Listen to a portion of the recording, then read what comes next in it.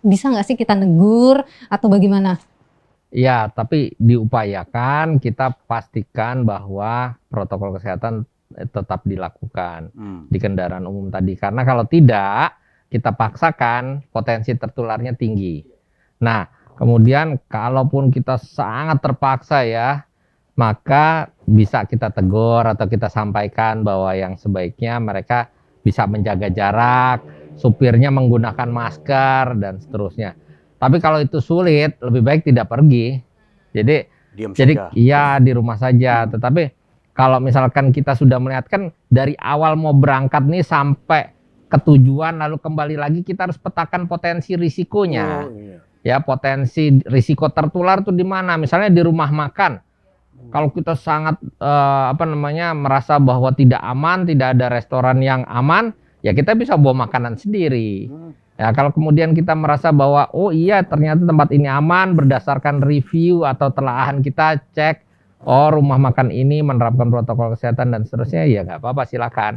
Tapi kalau merasa tidak aman, ada risiko penyakit misalnya dan seterusnya, bawa makanan sendiri. Zaman dulu tuh ya Pak Husein waktu saya kecil itu, wah kita bekal, terus gelar tikar makan di bawah pohon tuh sehat ya kan. Buat Jadi banyak kok. Bisa pakai sistem piknik iya, gitu ya. Jadi kan kita piknik benar, Mbak Nilo. Kita tuh berlibur tuh kan caranya macam-macam ya.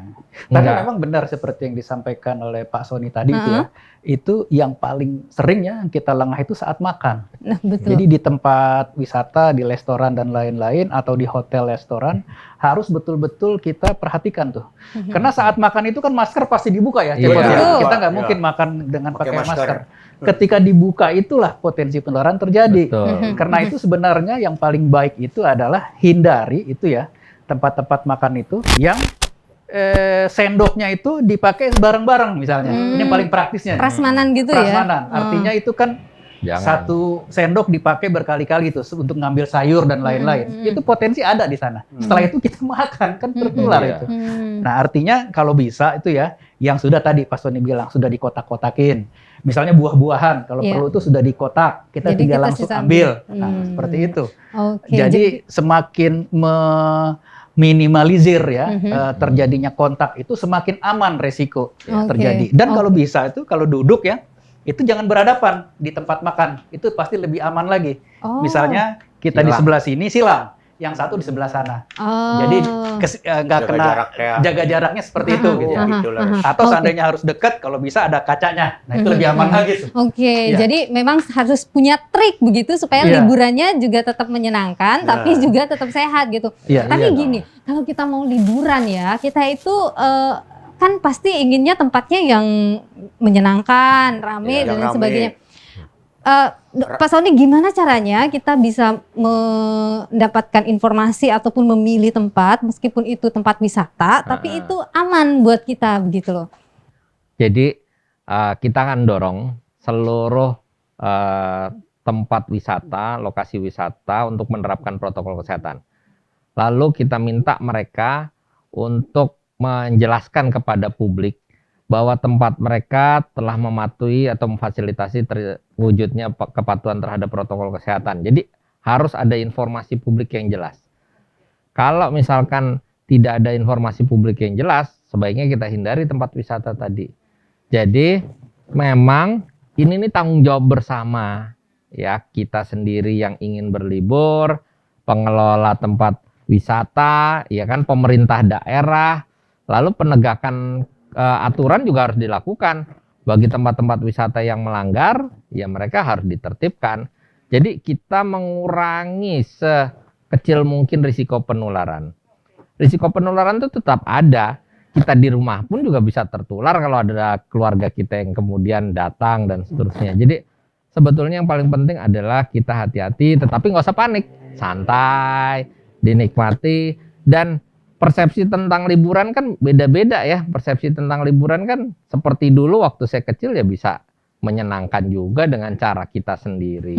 Jadi sebenarnya kembali lagi ke kita liburannya nggak berubah, yang berubah perilaku kita ketika berliburan, begitu ya. Walaupun di rumah tapi hati senang. Betul. Mohon, cepol.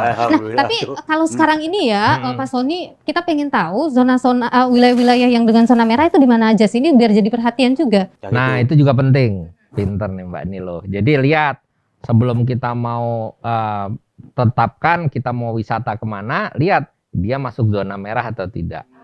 Kalau zona merah memang sebaiknya dihindari. Kenapa? Karena risiko penularannya tinggi, orang yang terdeteksi terkonfirmasi positif juga banyak. Kita sebaiknya menangguhkan dulu lah rencana liburan ke zona-zona merah tadi.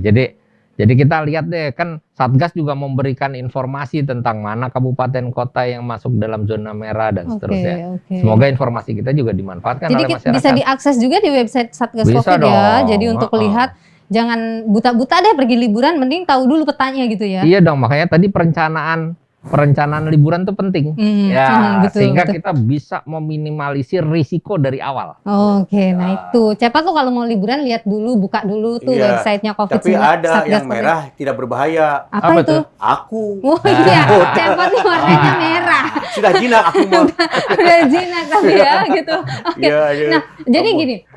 Meskipun misalnya kita liburan ke zona hijau, bukan berarti kita mengabaikan protokol kesehatan. Tetap, karena pergerakan manusia ini kan yang membawa virus sebetulnya. Betul. Tadi Pak Husein juga udah bilang, ini orangnya yang bawa virus. Jadi ketika dia mobilitasnya tinggi, dia bergerak kan dia bisa membawa virus kemana-mana. Artinya mau di zona manapun tetap berisiko. Kita tetap patuh protokol kesehatan, tapi risiko menjadi lebih tinggi pada zona-zona merah. Pak Husein, kalau misalnya gini, saya mau liburan ke zona hijau, tapi saya dari zona merah, nah saya harus gimana ya? Aman gak sih itu gitu? Tapi saya merasa sehat gitu loh. Ya sebenarnya kita ya sebelum dites ya sebelum memastikan ya kita tidak pernah bisa tahu kan kita ini bebas atau tidak gitu. Artinya kewaspadaan ini harus di semua orang sebenarnya. Karena COVID ini bisa ke siapa saja, itu bisa terinfeksi begitu. Artinya begini, kita dengan melindungi diri kita sendiri, sebenarnya kita juga melindungi orang lain gitu. Artinya jangan kita merasa hanya untuk diri kita sendiri gitu. Kedisiplinan kita tuh menolong orang lain juga gitu. Kita dari zona merah berisiko gitu. Kita ke tempat orang lain gitu kan, ke yang hijau misalnya. Tapi dengan kita disiplin, kita melindungi masyarakat yang ada di sana. Jadi artinya kita ini memang harus bersama-sama begitu. Tidak boleh hanya sepihak saja. Semua ini harus bergerak nih saat ini. Beberapa survei memang aneh juga nih di masyarakat, sebagian masyarakat kita gitu ya, ada yang masih belum percaya itu adanya COVID-19. Ini juga jadi masalah besar juga gitu. Kemudian ada juga kalau ditanya patuh atau enggaknya kalau ada denda misalnya. Nah, artinya kan itu belum jadi budaya. Betul. Jadi saat ini sebenarnya momentumnya ini adalah mari kita jadikan budaya hidup bersih dan sehat ini menjadi budaya, menjadi kebiasaan kita gitu. Gaya hidup baru lah Gaya hidup baru. Kalau ini kita terapkan, ini insya Allah nih beberapa waktu mendatang kita jadi bangsa yang sehat gitu. Tapi Pak Husein gini, ini musim liburan, kira-kira daerah-daerah mana yang harusnya atau potensinya bisa tinggi gitu penyebaran COVID-19 kalau di musim liburan? Ya artinya begini ya, COVID itu adalah selama ada kerumunan. Di situ potensi itu ada. Gitu. Walaupun zona hijau. Bisa jadi, walaupun zona hijau gitu. Karena mungkin bisa jadi zona hijau karena jumlah testingnya mungkin yang belum banyak begitu kan kita belum tahu juga. Artinya sebisa mungkin saat kondisi sekarang ya, ketika data epidemiologi menunjukkan kasus masih terus tinggi gitu, itu kewaspadaan harus tetap ada, hindari tempat kerumunan sebenarnya, selalu jaga jarak, kemudian masker, cuci tangan harus selalu diterapkan begitu. Sebenarnya lebih ke arah situnya begitu. Tempat hiburan contohnya, tempat-tempat wisata harusnya tuh ya ada regulasi tuh maksimal 50% dari kapasitas. Nah, itu kalau bisa diterapkan begitu, ya ada aturan seperti itu. Nah, itu salah satu meminimalisir resiko. Oke. Karena Aturannya sebenarnya ada, yang kerumunan bisa bandel dikurangi gitu. masyarakatnya Iya. gitu ya. Kita-kitanya yang salah. Nah, jadi jangan sampai orang penuh berkerumun di satu tempat. Nah, untuk senang-senang tetapi ternyata oleh-olehnya virus gitu. Oleh virus, Nah, itu yang menyedihkan harus sekali itu. dihindari. Oke. Pak, Ya, kumaha mun tetap pakai 3M. Pakai terkena kene. 3M. Ya. Ya harus dipakai. Ya, itu dipakai tapi kita tuh terjangkit wae eta kena virus. Itu dari mana coba? Masker make, Pak. Menjaga jarak. Kira-kira 5 meter apa sewang. menurut Cepot? Sebenarnya begini yang paling sering ya. Orang sudah diedukasi, sudah paham, ya, sudah menerapkan, tapi tidak disiplin, tidak memastikan itu konsisten dijaga. Contohnya yang paling gampang nih ya, Cepot ya. Orang pakai masker. Apakah pakai masker udah benar? Ini juga masalah juga. Jangan sampai dibilang udah pakai masker langsung aman. Kalau misalnya dia pakai maskernya itu ya ketika udah ketemu orang diturunin maskernya di dagu. Kan sering tuh. Iya. Merasa nggak enak ya